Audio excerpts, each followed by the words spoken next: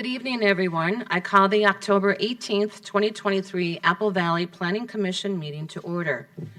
The first item of any changes from staff. Good evening, Madam Chair, members of the Commission. We have no changes for you at this time. Okay, commissioners? Okay. Move. Madam Chair, I move approval of the agenda. Second. Motion made by Commissioner Scanlon, seconded by Commissioner Sandal. Any questions or discussion? If not, all those in favor signify by saying aye. Aye. Aye. Opposed, nay. Motion carries. Next on the item of the agenda is the approval of the consent agenda. The consent agenda items are considered routine and will be enacted with a single motion without discussion unless a commissioner or a citizen requests to have any item separately considered. It will then be moved to the land use action items for consideration. 3A, can I get an approval for the minutes of September 30th, 2023 regular meeting? Madam Chair, I recommend approval of the consent agenda as outlined in staff report. Second. Motion made by Commissioner Scanlon and seconded by Commissioner Sandal. Any discussion? If not, all those in favor signify by saying aye. Aye. Aye. Opposed, nay. Motion carries. That brings us to 3B, ordinance amending plan development. And I see that Kathy Bodmer is not here. Madam Chair, Kathy's not here, but I'm here to answer any questions if you have any at this time. Okay. Does anybody have any questions for Mr. Benetti? So then we just approve to have it carried over for next meeting, correct? That is correct. This is just setting a public hearing. Normally, this is just a routine process to start. You act, excuse me, you authorize, you authorize the setting of a public hearing for a later date. Do we vote on it?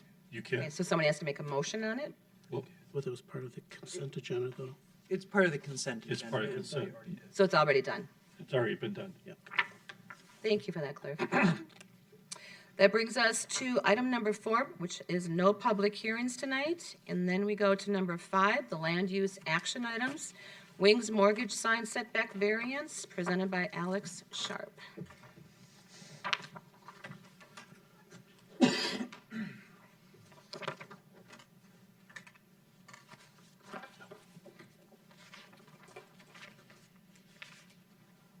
Good evening, Chair, members of the Commission. As stated, this is for a sign setback variance for Wings Mortgage. The applicant is requesting a 7-foot variance from the required sign setback to allow a sign 6 feet from the property line where 13 foot is permitted at 15025 Glacier Avenue.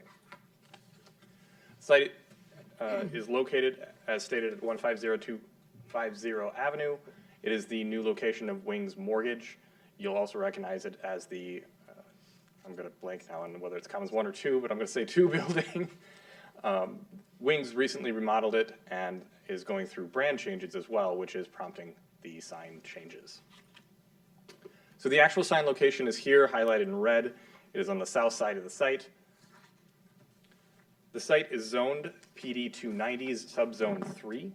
PD 290 allows for office-type users, retail-type users. Specifically, subzones 3 refers to the limited business sign code, which is what the sign ordinance is based upon.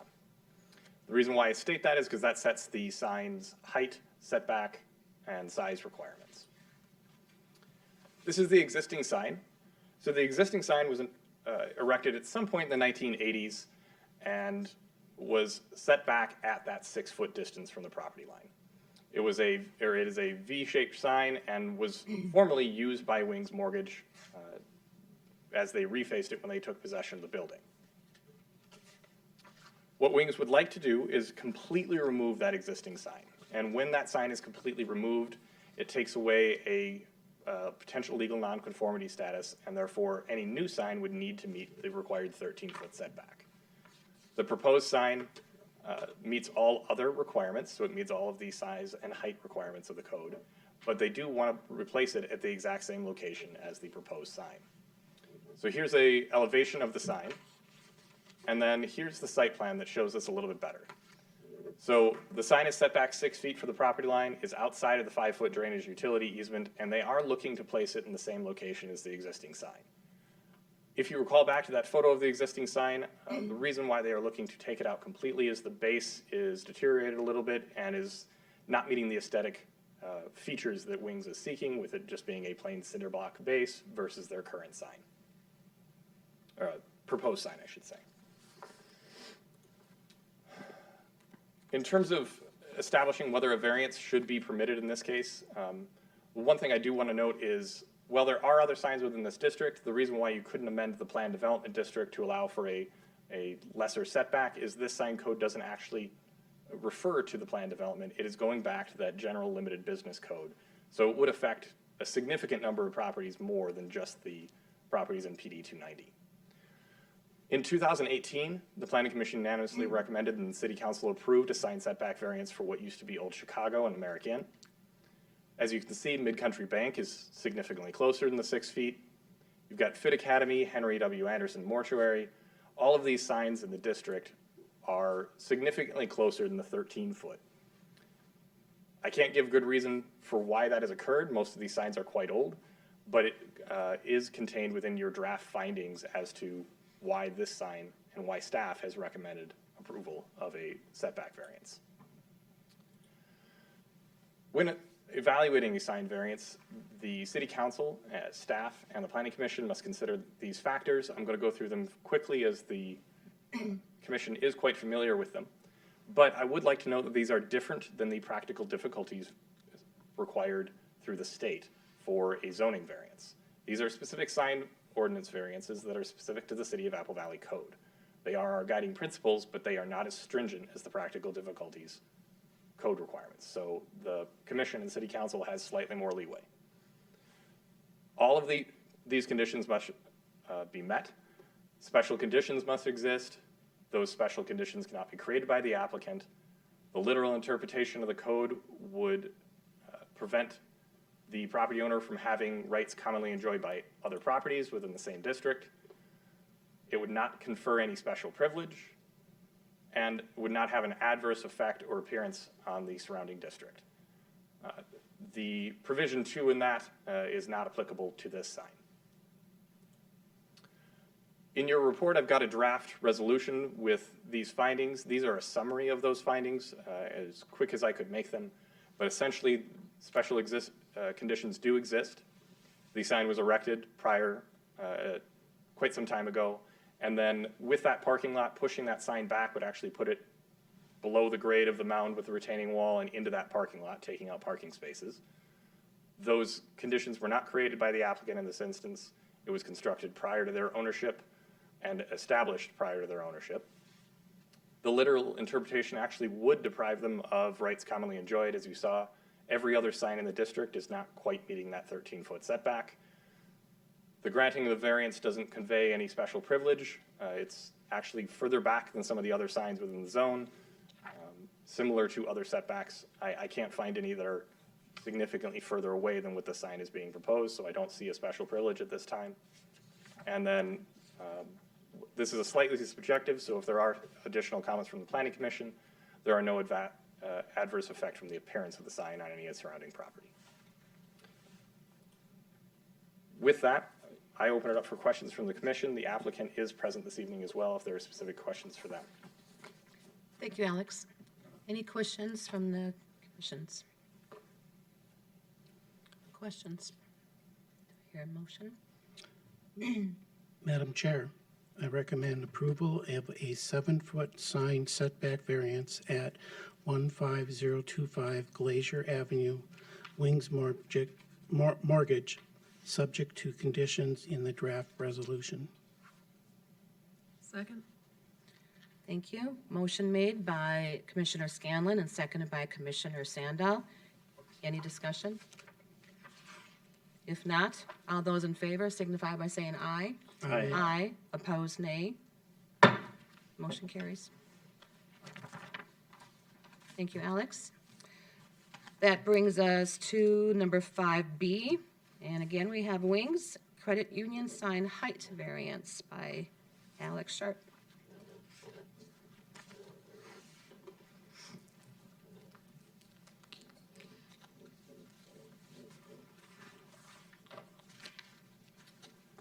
Thank you again, Chair. As stated, this is for 1985 Glacier Avenue, the neighboring property, also for Wings Credit Union.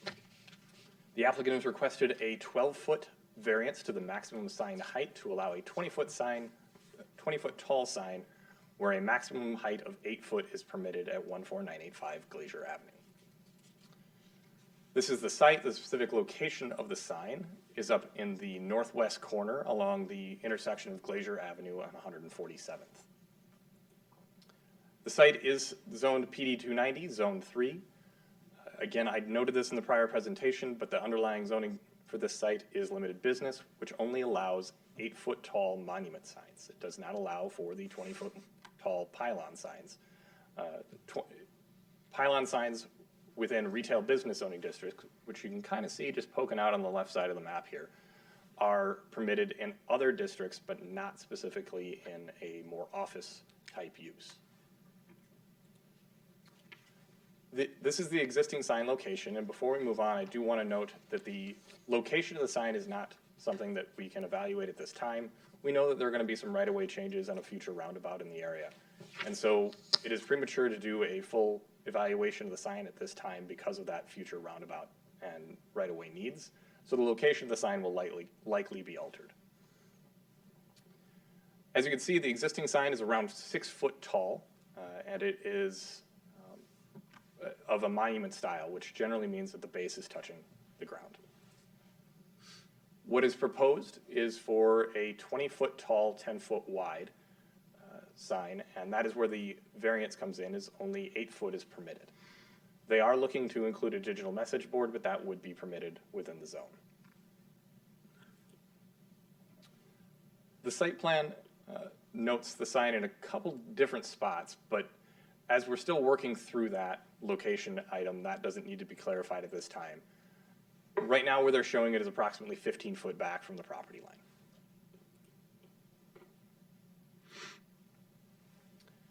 What the applicant is seeking to do out of this process is ascertain from the commission what their thoughts are on the sign height variance, move this forward, and not seek action at this time, but continue the item to another meeting.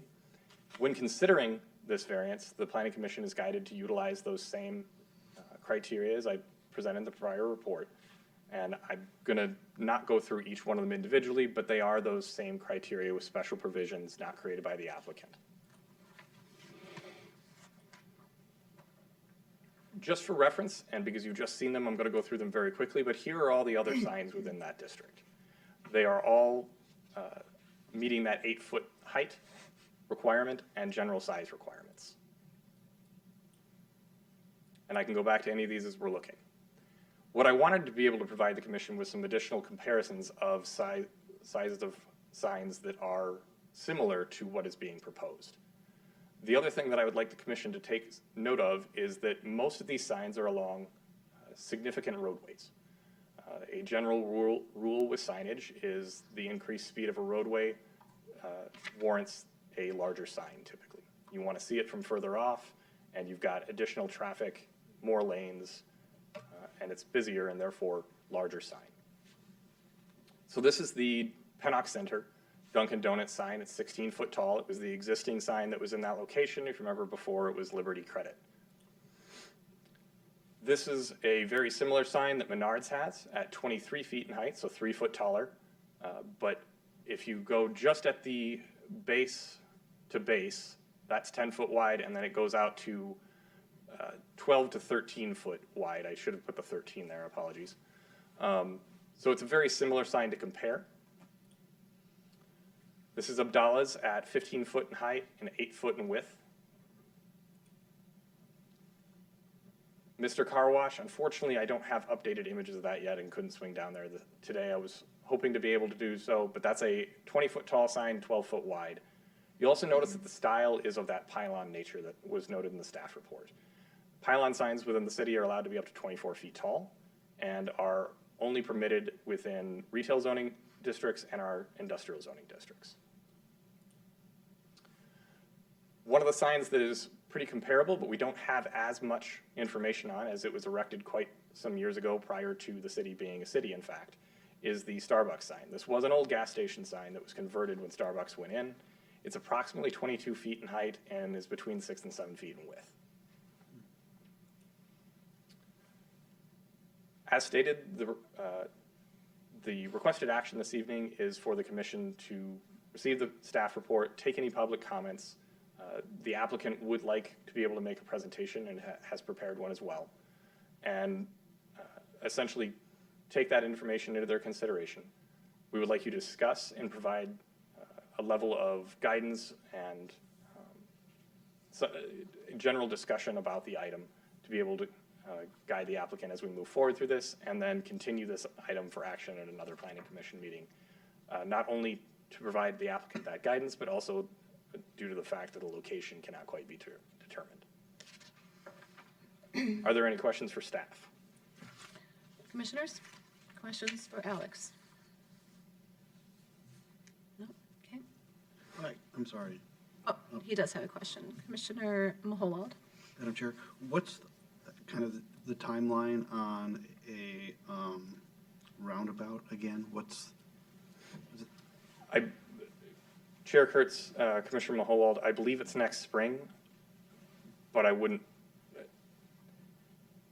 This item is not well, it is tangentially related to this. It's not material to this portion of the discussion. It'll depend on when it can be installed. But once we have plans formalized, we could determine where the sign location could be. Okay, so it is confirmed that there will be a roundabout at that intersection. Further down that roadway, a roundabout is planned for. I believe that it is confirmed. Evan, can you weigh in a little on that?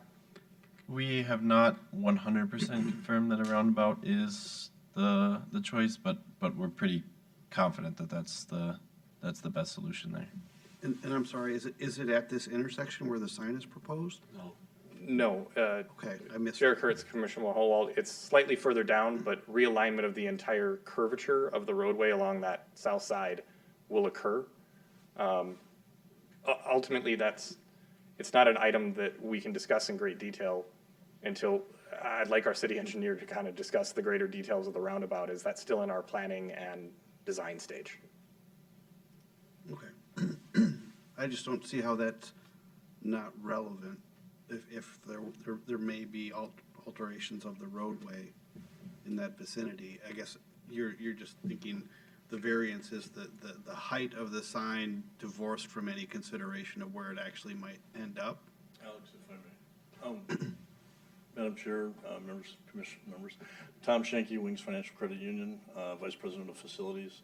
I've worked with city staff in the engineering department for the last 2.5 years on this roundabout program.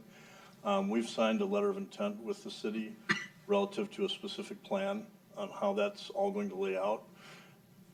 If we can go forward with this type of a sign at that particular point, we're going to follow the dimensions set forward in that agreement that we've signed with the city relative to how that corner is going to be shaved off. There's a certain amount of land that we are handing over back to the city relative to that whole process as well. So the sign is going to have to go back, as you saw in the report by Alex. It's going to have to go back a little bit further to stay on our property versus in the new right-of-way. City engineer?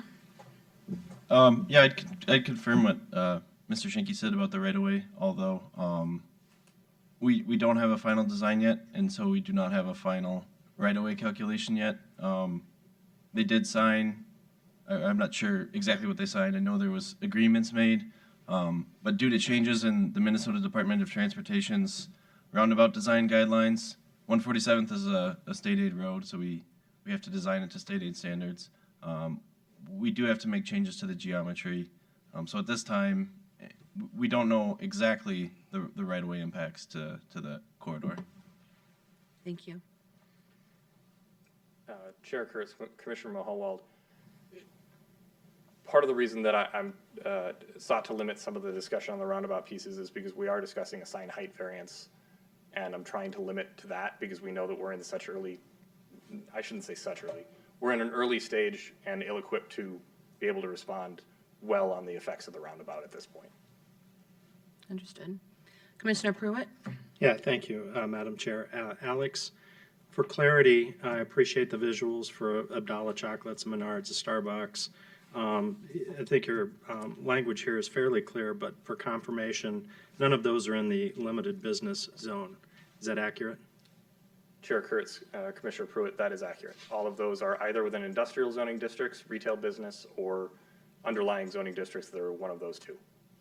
One additional question, the signed agreement, and appreciate the partnership with Wings. Was there any sign height identified in that? Or was that left kind of general at this point? I don't believe that agreement involves the sign Okay. at all. Okay. I can't speak to that to great authority, but that would be out of our norm. Okay, thank you. Commissioner Scanlon? Madam Chair, Alex, with as you just kind of outlined with the last item that we just went through, that if we were to go through with this, allowing this higher height, that would kind of open up the door within that limited business zone for other businesses to ask for the same thing. Is that a true statement? Chair Kurtz, Commissioner Scanlon, the purpose of a variance would be that it would be unique to that property. The city attorney could possibly better speak to whether there is precedent created. Mm-hmm. Every case is separate, so you can evaluate every case separate if you can find the findings to meet them. Any clarification? Sharon? Yes, Madam Chair. Mr. Sharp answered, but essentially anybody can ask for anything, right? So, and they could point to Wings, for their basis. Is it a legal precedent? No, but it's a factual. Okay. Thank you, Sharon. The second item that I have, and I don't recall all the details, but over in Cobblestone, over in the southwest corner, with the resident, Springs, thank you. They wanted some specific additional sign heights, and we did not approve of that. And I'm just, for looking at things from a consistency standpoint, I don't know if that's something to be looked at from a historical perspective as far as how we've handled things in the past. The primary difference between that site and this site would be that is a residential property, and they were seeking variance to a slightly different section of code, but similar principle. Okay. All right. Thank you.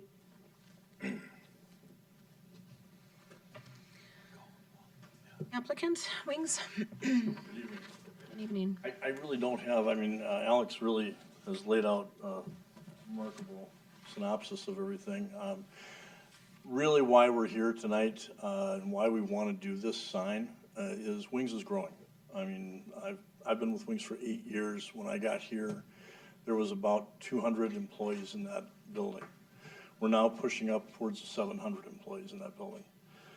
You all know what it's like to retain and hire new employees. It's tough. We want to have a big presence. We are on the verge of crossing the $10 billion assets line. Once we cross $10 billion, there are significant rules and regulations that come into play where it's going to cause us to need to grow to $20 billion as fast as we can, which means more expansion. I don't know if I'm going to be around to see it, but I can tell you that the future development of that area is probably looking at more expansion of a campus. We're a very large employer in Apple Valley, maybe the largest. I don't know. We want to maintain a big presence. I can go through some of the, not quite sure how to work that. There we go. So how do we get here? I just wanted to say we changed our logo as a part of all this. As we continue to grow and get bigger, we went to the bottom logo, which is a much more readable logo. It's more digitally attractive and more digitally useful with mobile apps and online presence. It's more descriptive of what we are. It's a credit union versus financial. It's basically just saying, here's where we are coming in. And it just looks more updated in general. Oops. So you've already seen what we've got today. It's great sign. We've been on that corner for 23 years, going on 24. and that sign's been there for that long. The proposed sign makes a statement. It says, you know, we're here. And that's really what we want people to know, you know, and especially, hopefully, just more and more employees coming in. Mentioned the growth of the organization. We've got a lower tenant count now as well. We are probably going to maximize out at the 2 tenants that we do have in that building, which is Doherty Melinda and Ameriprise. And we're going to fill it up.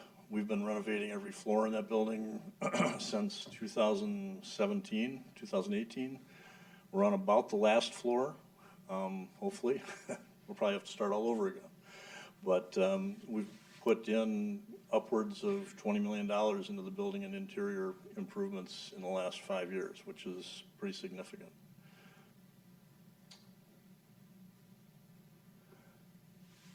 It becomes, this sign, it really becomes more of an overall movement in Wings and where we want to go. These are some some pictures of our locations. The one on the top left is Lakeville. The other 2 are in Baxter and Rochester. And you can see the consistency that we've drawn through these signs and how we want to tie this monument sign into that as well. And it's similar in design to the sign that we've put on Wings Mortgage or have just been approved for at Wings Mortgage, but we want to have a little bit bigger position. The 2 signs that are in Rochester and Baxter are on state highways. They both include electronic reader boards that are, message boards that are significant in size. These signs are, those signs are 40 foot tall.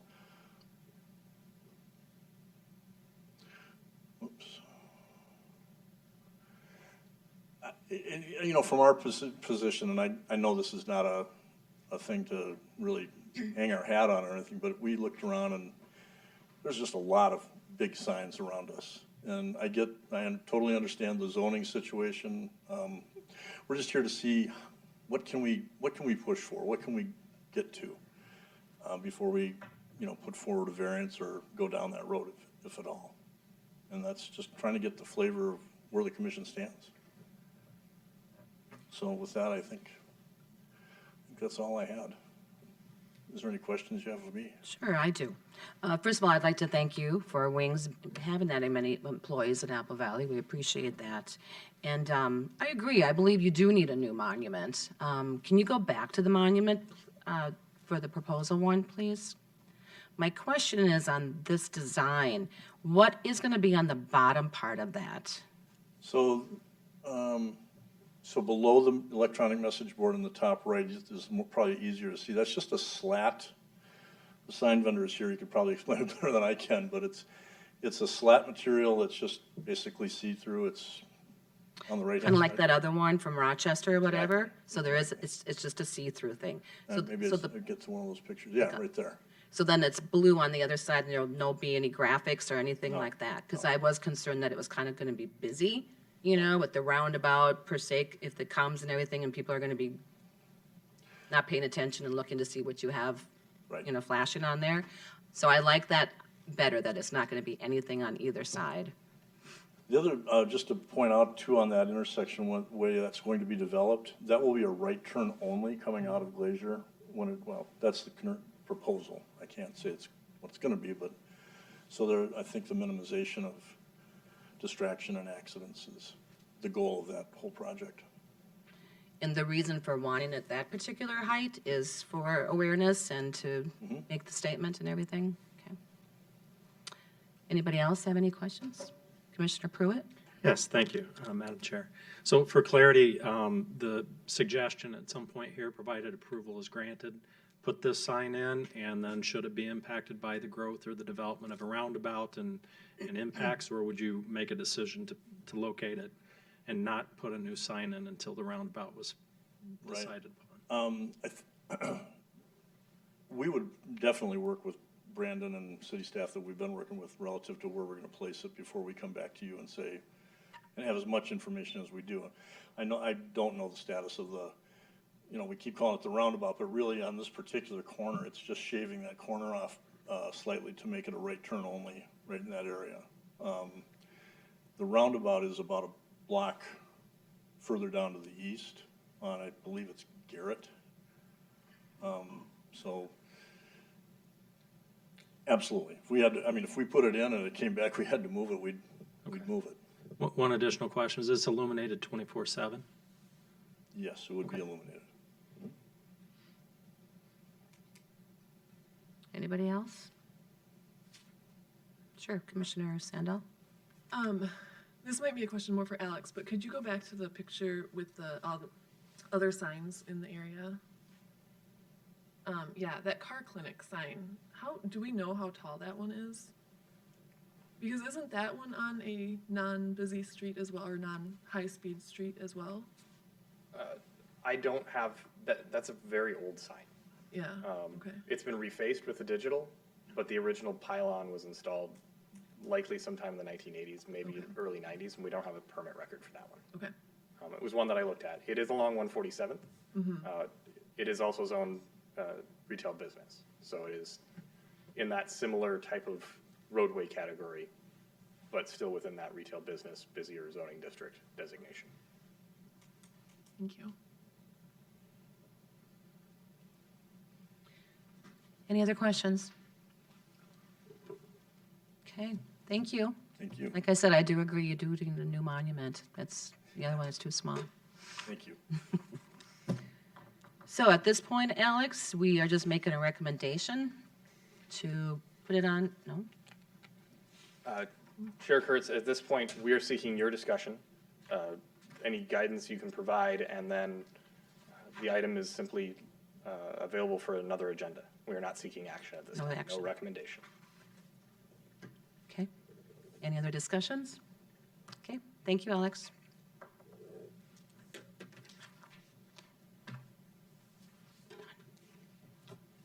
That moves us to their business. Is that what? Right? Okay, no other discussion. Good. Tim Benetti, please. Thank you, Madam Chair. Just to remind you, you're getting a break in November. You're only getting one meeting for that November 15th. We should have a few items on that agenda. We will see if we bring back this same variance sign for your final discussion or final consideration possibly on that next meeting. Your next meeting will be after that is Wednesday, December 6th. We have two council meetings in next week on the 26th. We have no planning items on that agenda. And Thursday, November 9th, we probably will have the first Wings sign variance that was authorized or recommended for approval tonight at that hearing. Beyond that, I'll be standing for any questions if you have any. I don't think so. Do I get a motion to adjourn? Madam Chair, so moved. Second. Motion made by Commissioner Scanlon and seconded by Commissioner Sandall. All in favor, say aye. Aye. Meeting is adjourned.